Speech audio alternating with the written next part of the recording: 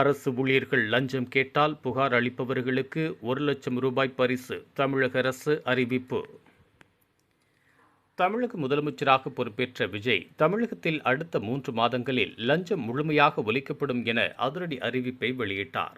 அதனைத் தொடர்ந்து முதலமைச்சர் விஜய் தலைமையிலான தாவேக அரசின் லஞ்ச ஒழிப்பு மற்றும் நிர்வாக தூய்மைக்கான அதிரடி நடவடிக்கைகள் அடிமட்ட அளவில் வேகம் எடுக்க தொடங்கியுள்ளன. இந்த நிலையில் தமிழக அரசு வெளியிட்டுள்ள அறிக்கையில், எந்த அரசு துறையாக இருந்தாலும் உங்களிடம் ரூ. 1000 லஞ்சம் கேட்டால் கூட ஆதாரத்துடன் புகார் தெரிவிக்கலாம். புகார் அளிப்பவர்களுக்கு ரூ. 1,00,000 சன்மானம் வழங்கப்படும் என அதில் தெரிவிக்கப்பட்டுள்ளது.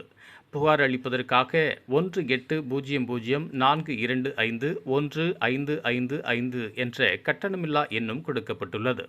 தமிழக அரசின் இந்த அதிரடி அறிவிப்பு சாமானிய மக்களிடையே பெரும் வரவேற்பை பெற்றுள்ளது. இந்த அதிரடி அறிவிப்பால் லஞ்சம் கேட்கும் அரசு ஊழியர்களிடையே பெரும் அச்சத்தை ஏற்படுத்தியுள்ளது.